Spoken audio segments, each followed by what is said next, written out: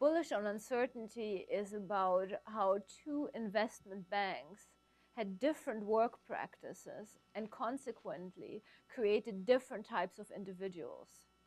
Individuals who had different capabilities of noticing and dealing with uncertainty. We need to understand what goes wrong when people are too certain. We currently have created an expert culture. Knowledge-based industries are equivalent with locating knowledge in the individual expert. You are hiring what that person knows. But we know that experts have an Achilles heel. Namely, experts form schema about the world, and then they don't recognize that the world has changed. And so the benefit of uncertainty is, if you don't know something, you don't have these schemas about something. And if you don't have these schemas, what you need to do is you need to pay attention to the situation and you need to draw on others. That's the value of uncertainty. Now, I'm not saying that no one should know anything, right? Clearly, there are people with expertise. These are some of the preeminent Wall Street investment banks. What I'm saying is that the bank that amplified uncertainty has found a way to just keep its employees a little bit off kilter.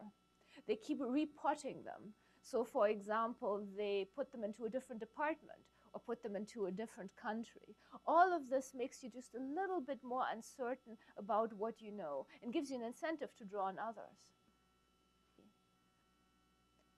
Wall Street is, as we know, crucial to Main Street. Because of what's happening on Wall Street, people are losing their jobs, not only here, but worldwide. The economy is out of control. So we need to think about, how do we fix Wall Street? How do we stabilize it? And most discussions on that focus on regulatory solutions. And that's important. We need regulation. I'm not disputing this. But regulation in and of itself is insufficient, because Wall Street is one of the most innovative sectors in our economy. Complex financial instruments are emerging constantly, and their effect is very difficult to predict, especially by a regulator who's not close to these instruments. The only people who can really grasp their effect to an extent are bankers. And what my research shows is that bankers can be better or worse at noticing the effects of the instruments they're working with. And so I'm arguing that it's not just regulation that we need to focus on. We need to create the kinds of organizational structures that help people notice uncertainty, that help people understand the complexity of the instruments that we're working with. Mm-hmm. And so it's not just that we need to understand management structures either. It's not just about creating some kind of recipes, which is what we're currently doing. My research has shown is that we need to understand the psychological effect of every organizational choice you're making. It's not enough to teach people, here's what good strategy looks like. It is, you need to understand the effect that strategy has on the way people think and feel. When we studied the bank that created experts, that bank changed leadership and organizational structures 16 times during a 2-year period. What happened is performance tanked. Top management eventually saw that. They yanked out leadership, right? Someone has to be responsible.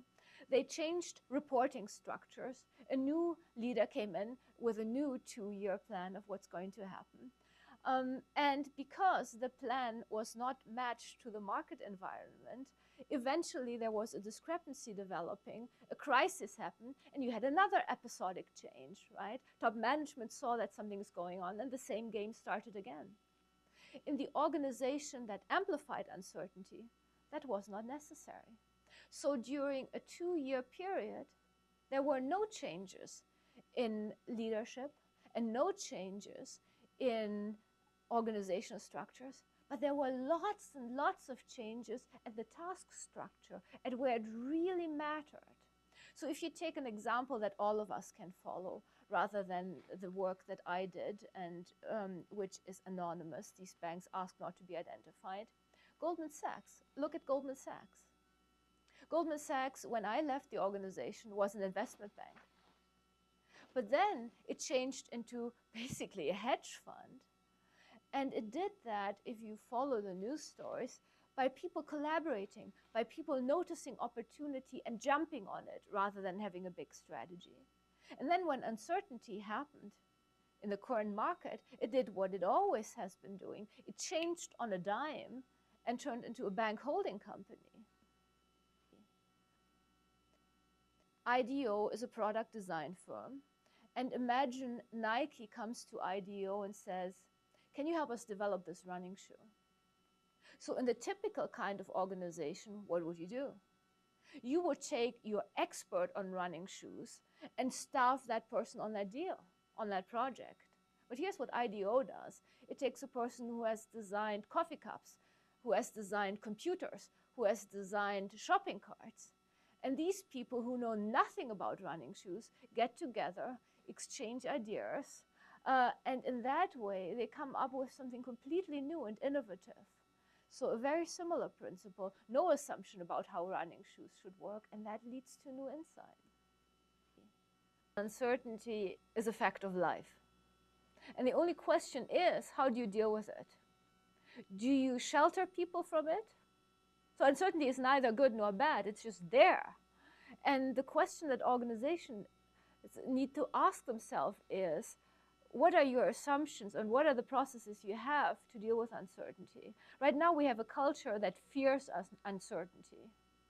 We need to insulate and shelter people from it. What we need to have is a culture that embraces uncertainty, that makes people recognize uncertainty is there, and let's find ways to focus people on it.